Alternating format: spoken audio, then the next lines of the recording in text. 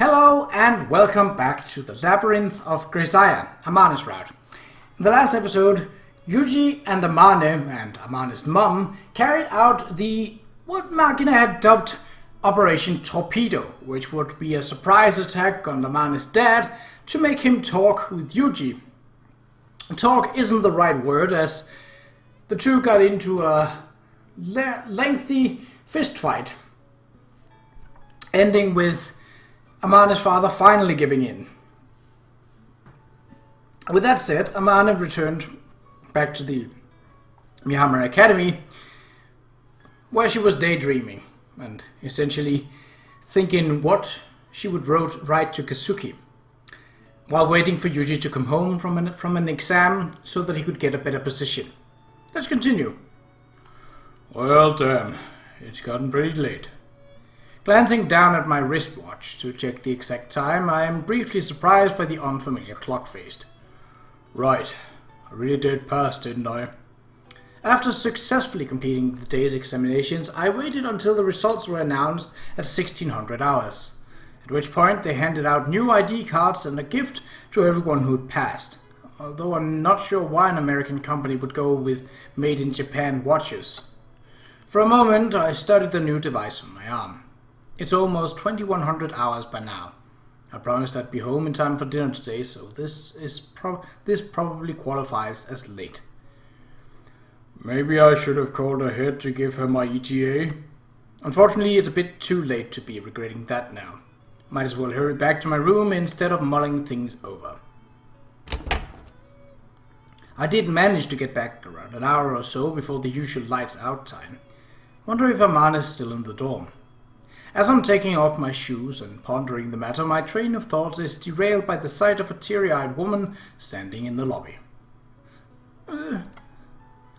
What's the matter, Sakagi? Have you been sexually assaulted? You're a vile person. You know that. There's no need to be ashamed. Just give me a description. I'll chase the bastard down and get revenge for you. No matter what. Why are you so determined to stick with this narrative? Oh, am I wrong? Of course you are. Then why are you crying? I was just bitten. I see. So you mentally reclassified the incident as a stray dog bit me in order to cope with the trauma. I'm telling you that isn't what happened. Then what bit you exactly? Oh, shut up. What do you care anyway? I'm about as important as a crawfish in your book. Sakagi, listen. What? I'm not sure what you have heard or who you have heard it from, but I consider you a very dear friend. Excuse me? My feelings aren't going to change, no matter what happened to you, and no matter what happens in the future. So please, be honest with me. Would you rather I drop the topic entirely? If so, I won't ask any more questions. As long as you have a smile on your face tomorrow, that's good enough for me. However, if you have a problem you can't work through on your own, I'm always willing to help. As a friend, I think I owe you that much, at the very least. Don't be ridiculous. That's just... Hey, Sakagi. What is it now? Don't forget what I told you just now. I meant every word. Idiot. Sometimes you're almost as difficult to handle as Irisu-san. That's pretty serious. I don't quite understand the situation, but as Sakagi stomps off in a state of towering rage, I catch the scent of sweet shampoo on her hair. She's probably just gotten out of the bath. What exactly could have bitten her then? That was one heck of a nice bath. For some reason, it feels like all the pieces of the puzzle just fell into place. Oh, you're back, Oni-san. Welcome home. Yeah, thanks. Incidentally, Makina, I hate to question you the moment I walk in the door, but could you maybe tell me something? What? What's up? Have you bitten anything recently? I think I did a little while to ponder the reason you're asking me this. It's kind of a weird question, you know? Just answer me. Did you or did you not bite something? Did I bite something? Let's see, biting. Yeah, I guess I did a bit of that just now. And what did you bite, specifically? Yumi-chan's boobies! So you're the culprit, huh? I told the woman I'd avenge her, but I never suspected the perpetrator walked among us. To think such corruption was festering within our walls. That said, Sakagi walked off without telling me anything. It's not my style to just let something like this slide, but... The victim seems to want to put the matter behind her, so I suppose I shouldn't kick up a fuss. What? What's your mumbling about? Never mind, it's nothing. Look, what are you doing out here anyway? Did you already see Amane? She's been waiting for you this whole time. Alright, is Amane still in my room then? Yep, sure is. Why don't you go tell her you're home? Yeah, sounds about right. Amane has to head back to her apartment at 2200, so she's only got another hour here with me. Maybe I should apologize to her for getting back as late as I did. Alright, if the first words out of her mouth are, "You're late," or something of that sort, I'll hang my head in shame. And if she comes at me with the usual routine, I'll play along a little for once. Welcome home, Yuji. Want dinner first, or a bath, or maybe me? Teehee. All of the above. What? Might be interesting to see if I can actually make love to Amane while simultaneously eating dinner in the bath. Alright then. I'm back, Amane. Sorry I'm late, Welcome home, Yuji. Dinner and bath can wait. Get over here and do me. What? That didn't exactly go as planned. Hey, Yuji. For a while after we finished making love, the room was filled with silence. Ultimately, Amane is the one who breaks it. Yeah? Why are you always so sweet to me? I seem to remember you treating you pretty roughly tonight. Did you want even more punishment? That's not what I'm talking about. I mean, I'm the woman who ran away and abandoned Kazuki, you know? What, this again? Yeah, I'm sorry to keep bringing this up, but I still can't quite understand it. You know, I called up a friend I knew from Kyoto and told her I had a boyfriend now, but when I told her who you were, that you were related to someone who died in that accident, she said I should break it off. She told me a man who dated a woman involved in his sister's death couldn't be normal, that I'd definitely regret this somewhere down the line. Sounds like a reasonable argument. And you know, when I thought it over again, it did seem kind of weird. I started to feel like this really isn't normal. I see. So that's why you've been doing a little pain when I talk about marriage.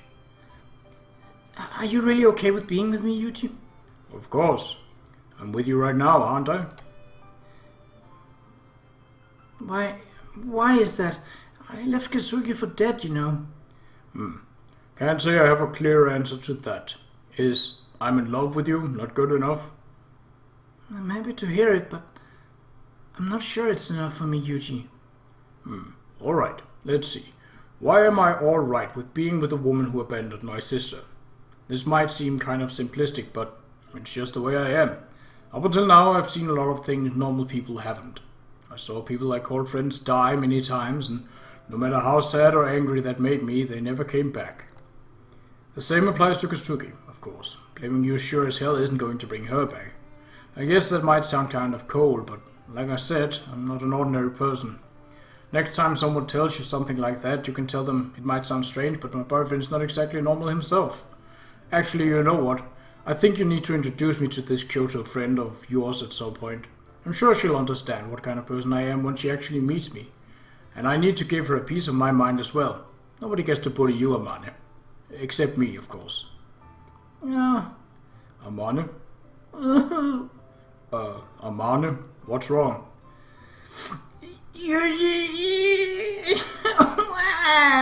Hey, hold on. Why are you crying?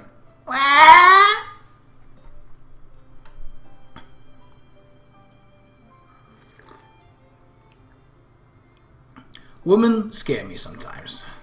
Every once in a while they'll abruptly burst into tears for reasons I can't begin to understand. Mostly ignoring my panicked attempts to comfort her, Amane continues to bawl like a child for a good 10 minutes. Okay, I tired myself out. And then stops as quickly as she began. I seriously don't get it. Whoops, is it this late already? I guess I need to get going. Yeah, I did get back late tonight. Sorry we didn't get to spend much time together. Well, you're taking those exams for my sake, right? I can't exactly blame you. Also, it's not like I was just twiddling my thumbs while I waited. Ah, that again. Yep, exactly. Recently, Amane has been writing letters to Kazuki. Of course, it's not like she's actually mailing them out. There aren't any postal services that deliver to the dead, and even if Kazuki is alive, we don't have any way of knowing her whereabouts. In other words, they're purely for Amane's own benefit. The letters she writes to Kazuki are something like a personal diary. It's basically an attempt at self-consolation. I can't exactly say I'm happy about her dwelling on the past like this, but it seems to help her feel better. So I've been keeping those thoughts to myself. It's almost 7 years now, huh? Yep, that's right. If Kazuki were alive now and knew about our relationship, I wonder what she'd say. Well, Kazuki used to be pretty nosy about my friendships, especially with girls. Sometimes she'd even scare them off behind my back. But it's you we're talking about, so I think she'd be happy for us. I don't know about that. Kazuki's brother complex was so extreme it kinda scared me sometimes. I could see you as a homewrecker scenario, honestly. I don't think that's likely, and if she did get angry, I'll stand up for you. And anyway, if Kazuki was going to be upset about anything, I think my line of work would be first on the list. A job's a job, I suppose, but when you can't even tell people what you do for your money, it's hard to pretend that you're making an honest living. But if you keep rising up the ranks, your job won't be so shady anymore, right? Yeah, I suppose. I did manage to pass that exam. Means I'll be attending a specialized school after I graduate from Mihama next year, but the company's going to keep paying my salary, so we should be alright. You don't have to worry so much about the money, you know. You're my woman now, and I'm going to keep you fed. That's not negotiable. Yeah, got it. Go ahead and work your butt off for me. Just try not to kill yourself, okay? Right. Duly noted. Okay then, I'm going to get going. I'll come by tomorrow morning with your lunch. Want me to walk you back to your apartment? Nah, that's okay. It's real close. Let me come anyway. I want a little more time with you. Jeez, well, if you insist. You have to hold my hand, though. Well, it's already dark out, so that shouldn't be a problem. You're getting my left hand, though. Okay, thanks. If walking along hand in hand is enough to put her in a good mood, I'll do it any time. It might sound trivial, but even the smallest things add up over time. My childhood wasn't exactly what you'd call fun for the most part. But even now I remember walking down the street at twilight holding my sister's hand, with our shadows stretching out behind us. No matter how insignificant they seem at first, small moments like those are the stuff happiness is ultimately made of. And since I'm aware of that, I don't mind just strolling along like this with Amane. I don't think my left hand will ever forget this warmth, any more than my right hand will forget how it feels to touch the trigger of a gun. So, how did it turn out in the end anyway? Ah yes, in the end Mr. Bear stuffed his stomach full of salmon, then wiped his greasy mouth clean on a bunny rabbit, and they all lived happily ever after. That's not what I'm talking about. I'm asking you about what happened with Yuji and Amane, okay? Where did this Mr. Bear come from anyway? What the heck is wrong with you, Sachi? Well, I couldn't quite understand what you were going on about, Monsieur Summer, so I thought to lighten the mood with a little American-style humor. Excuse me? We were just wondering how Yuji's doing now that he graduated from Mihama, right? So when I said, how did it turn out, of course I was talking about him and Amane, like, obviously. Ah, yes, my apologies. I suppose I wasn't paying much attention to the conversation, as it is rather rare for you to say anything generally worth responding to. Sachi, you're being more and more openly rude to me these days, you know that? And how is that an American joke anyway? Ah, well, I hadn't gotten to the actual punchline yet. Hey, George, that wasn't a bear you saw in the garden. It was my wife. It gets them every time, I understand. What the hell? Who's going to laugh at that? Well, it's an American joke, so I believe mostly Americans. Look, Sachi, I know I'm a blonde, but I'm still Japanese, okay?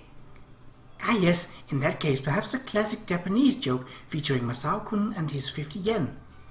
Okay, listen, I wasn't asking for more jokes, okay? Ah, jeez, why is this not getting through to you? And now I'm ticked off at myself for actually wanting to hear this 50 yen joke. Masao-kun has 50 yen in his pocket. How do you like that? Huh? Are you serious? What is this, a quiz? That's barely even a question. I'm profoundly disappointed in you, Michiru-sama.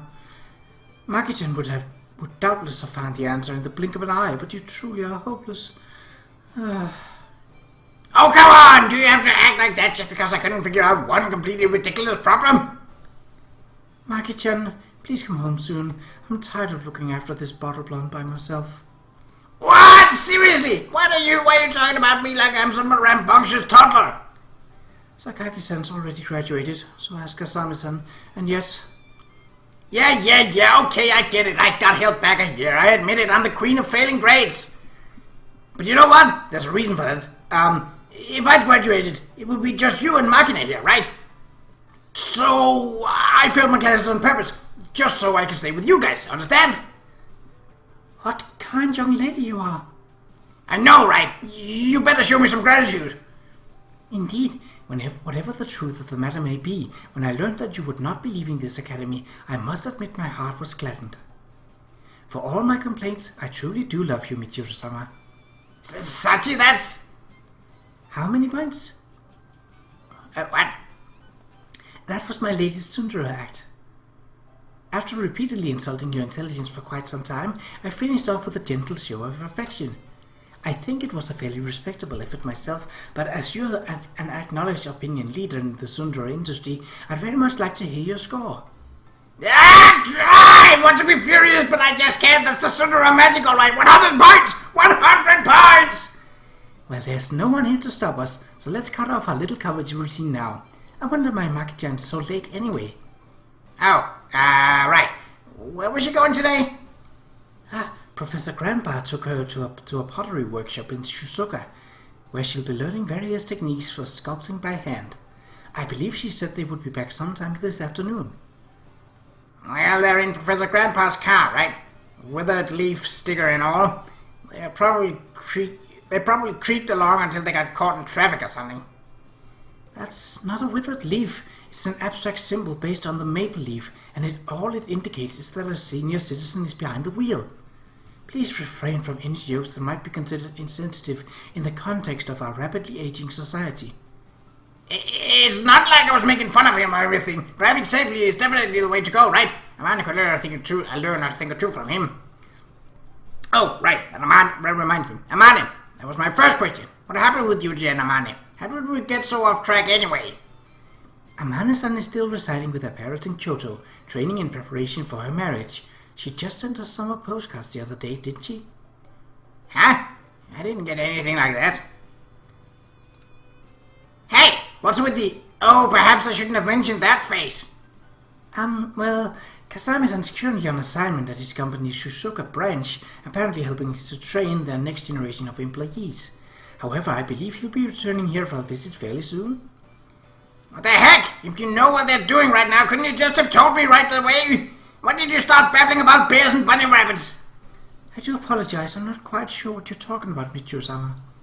Why not? Figure it out! And why do you know all of this anyway? Well, Kasami-san and Amane-san have been living apart for quite some time now, so I thought he might be starting to yearn for the comfort of my lips. Accordingly, I called his cell phone the other day and heard all this from the man himself. Excuse me? Are you serious? Your lips? What? Sachi. Wording.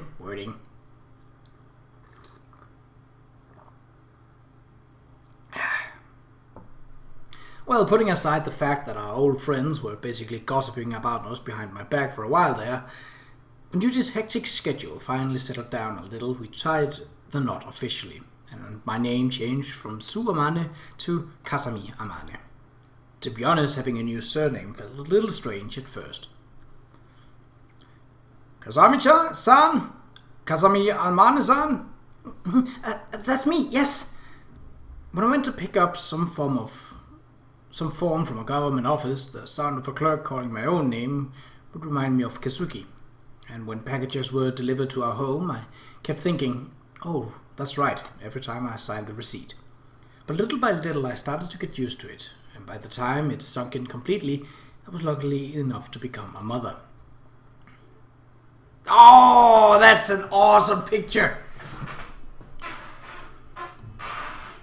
Hold on, this will definitely be a thumbnail. I think this is getting close to the end, judging by how things are turning up. So, there we go. Screen has been printed and ready to be made into a thumbnail. Nice job, Amane. You really hung in there.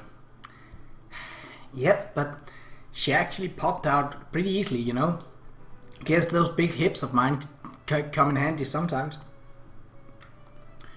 So, this is our child. Damn it, she's too cute. The baby's got some grumpy looking eyes though. Guess she's got that from ownership, huh? Really? I think she's just sleepy, honestly. You know, those drowsy little eyes actually reminded me more of Kasugi. How cute. I want to try holding her, but next little week, right? It's kind of scary. Oh, it's fine. Here, just support her like this, see? Oh, what? This kid's all squishy and soft. Aren't there any bones in there? Well, they just took her out of the incubator, you know. What? Did you hear that, people? She called me Mama. This is my baby. No, it most definitely isn't. Susan! Don't give her any weird names, thanks. Why Susan anyway? Well, never mind that. I really don't want to be dropping her, so I'm gonna give her back to you now. Incidentally, did you hear anything from the others? Qa'Rajh and Sachin said they'll come by later, and Yumi-chan's real busy lately, but she told me she'll stop by tomorrow afternoon. I see. What's Akagi up to these days, anyway? Well, I'm not too clear on the details, but Mihama Academy's about to run out of students, so it sounds like she's running around trying to find some new kids to enroll. No kidding. Well, I guess you're the only one who's still there these days. Can't really say it's a functioning as a school at this point.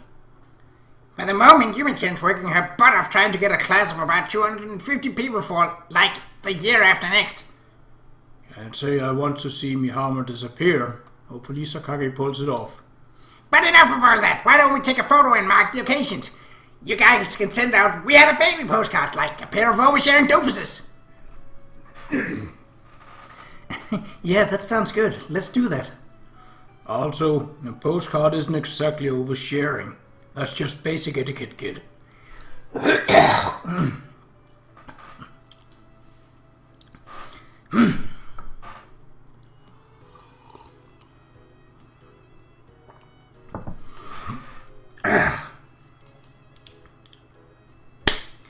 Okay then, I'll take the shot. Say mayonnaise.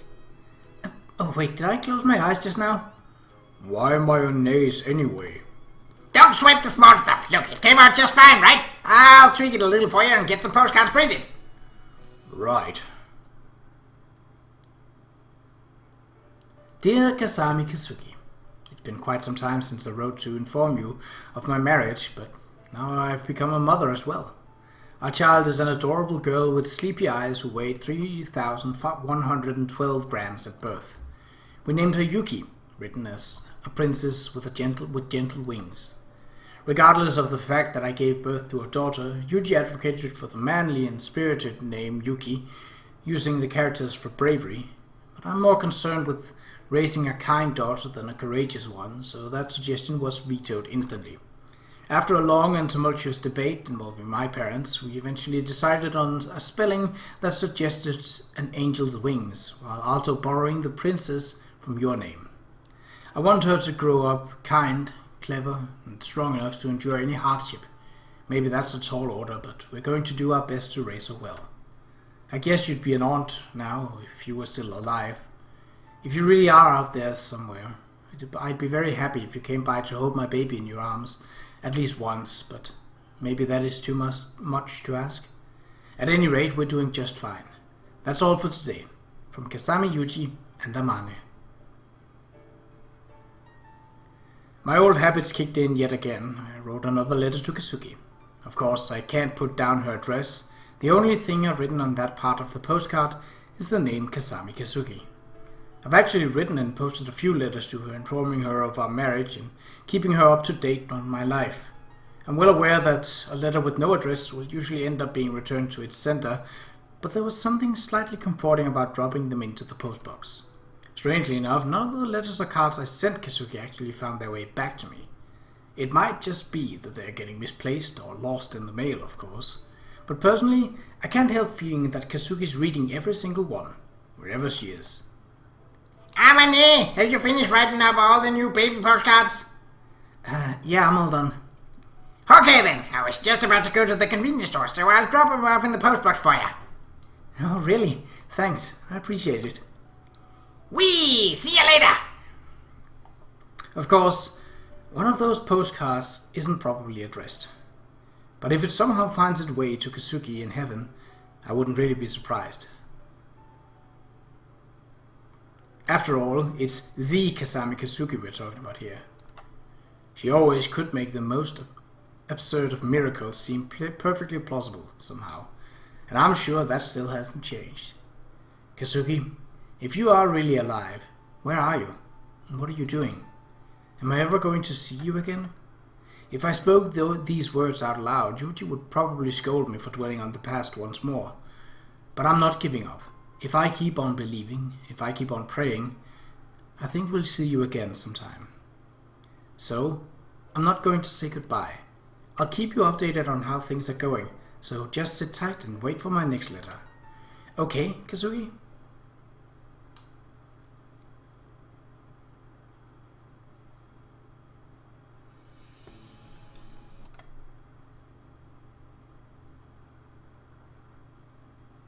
Oh, did you see that?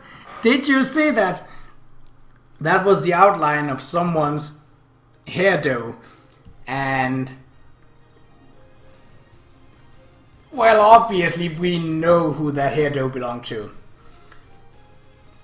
At least, if you, like me, have played through these entire stories of the Grisaia series. So, I like how they tied Yuji's story and Amane's story together. That felt whole and complete in the Fruit of Grisaia. I'm not so sure that I like the Amane's route in the Labyrinth of Grisaia. It feels... I think there's a lot of it that feels rushed, like perhaps because of the ending that was in the Fruit of Grisaia, which canonically is the first one. And I don't know. It's hard to explain, Ray. It feels like they are scooting over a lot of things way too quickly.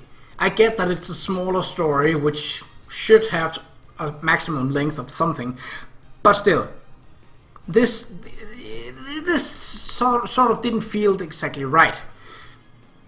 Oh well, that's just my opinion. If you liked it, that's good. Amane is definitely amongst my favorite of the girls because of her wholesome character. Not just because she is rather busty and good looking. No, but because her personality is really that of someone who is caring and friendly with everyone. Anyway, that has been it for this episode, and that has been it for Amane's route. In the next episode, we shall tackle Michiru's route. So, until then, take care.